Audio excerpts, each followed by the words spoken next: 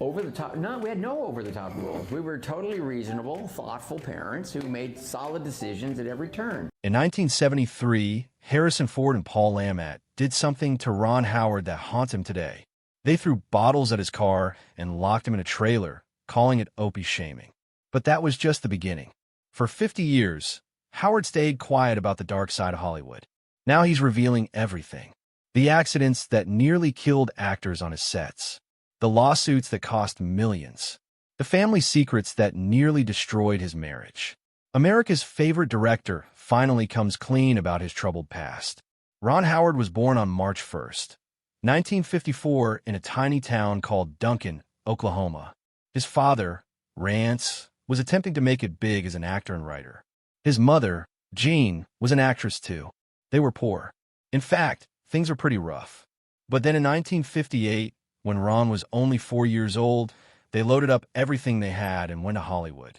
They were pursuing a dream, believing that both of them could find quality acting work. It was dangerous. They had no promises. They settled in a small house in Burbank, struggling to keep their heads above water while raising their little red-headed boy. The odd thing was that they were located near a big studio. So, young Ron had actors, cameras, and movie sets in front of him nearly every day. He did not attend an ordinary preschool. Rather, he learned on movie sets, observing everything and gradually being a part of that world, even though it was not planned by anyone. All that way out to California wasn't just altering where they resided, though it was subtly altering their entire future.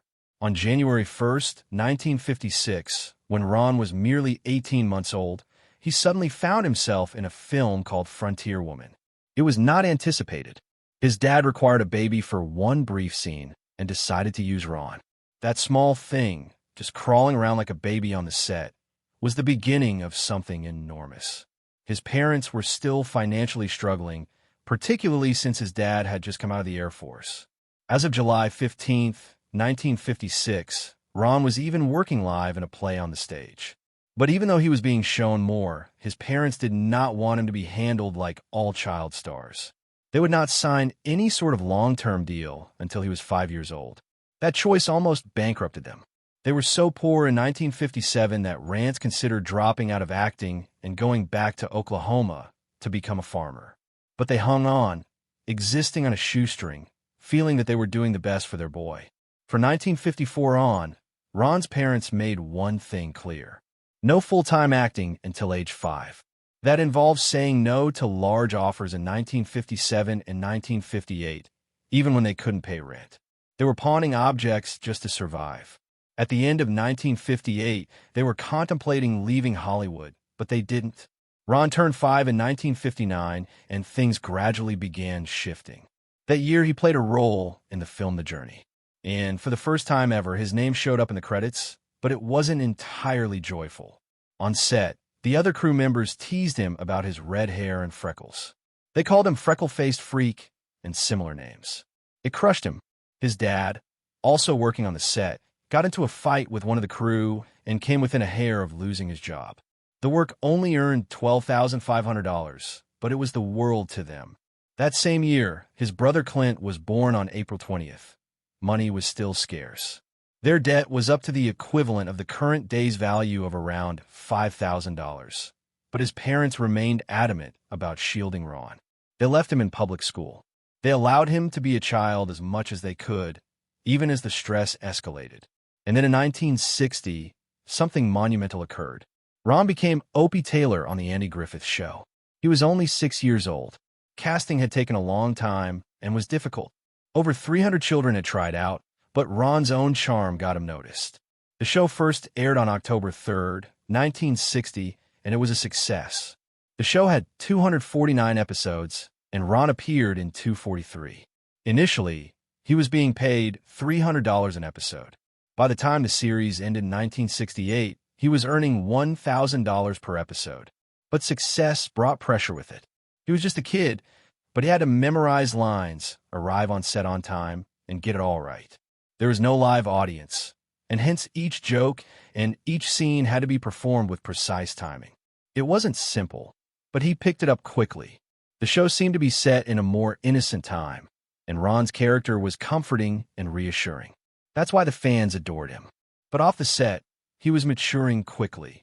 Andy Griffith, the show star, and Ron became best friends. Andy was not only a co-star. He behaved like a mentor.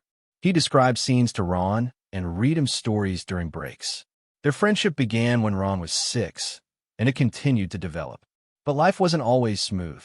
Andy had a problem with alcohol, and sometimes Ron would see him fight angry with people on set. It was intimidating. In one instance, Andy read off a nasty review and upset himself in front of everybody.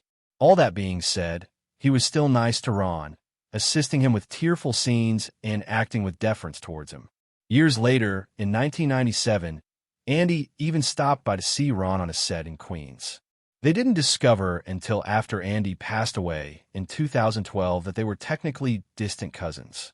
It was a surprising and sweet revelation that made their enduring connection all the more remarkable. Ron was almost drowned in 1962 when he was 8 years old. They were shooting a fishing scene on a small boat, and something went awry. The boat tipped over, and Ron fell in the water. Andy Griffith witnessed it and dove in without hesitation. He rescued Ron. The producers didn't want anybody to find out because it would ruin the reputation of the show, so it remained hushed. But Ron never remembered. No safety regulations existed then. Children could work extended hours, and injuries were not rare. That near-drowning experience left its impression on Ron, and years afterward, when he began to direct movies, he ensured each set had safety measures in place. Ron was 14 in 1968 when the Andy Griffith Show came to an end. However, rather than receiving more parts, he was rejected.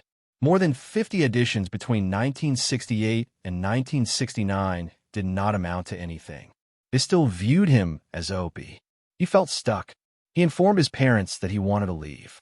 He accepted small parts, such as Gentle Ben in 1969, for $500 an episode, much less than he once earned. In 1970, he lost the starring role in The Wild Country. Things continued to go from bad to worse. He became a member of the Smith family in 1971 for $8,000 for 39 episodes. The show flopped, though. All of this rejection unsettled him, which he kept hidden from everyone. Meanwhile, he was also playing on his high school basketball team, scoring 12 points a game. During 1972, he attempted to have a normal teenage existence, but on the inside, he was trapped. During 1973, it all changed once more. Ron was 19 and landed a role in American Graffiti. George Lucas was directing it. They began filming in June in California. It was thrilling on the outside, but life was tough behind the scenes. Co-stars Paul Lamont and Harrison Ford bullied him. They tossed beer bottles beside his car and shouted at him to dance, Opie dance, on July 15th. They locked him in a trailer on July 20th and kept him from rehearsals. They even spiked his drinks. All of it because he was a child star, and they didn't have respect for that. Ron remained silent. He later referred to it as his one and only moment of Opie shaming.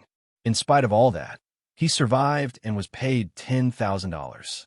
Years later, Ford publicly apologized, but the hurt remained with him. In 1970, back then, Ron had met Cheryl Alley in high school. They went on their first date on November 1st, and within a month, a rumor began spreading that Cheryl was pregnant. They were only 16. The rumor went wild. Ron denied it in the school newspaper in January 1971. It picked up by tabloids in February. He lost a $2,000 TV guest starring role because of it. Cheryl was heartbroken, but they held on. Ron proposed to her 3 times. She had finally said yes in October of 1974.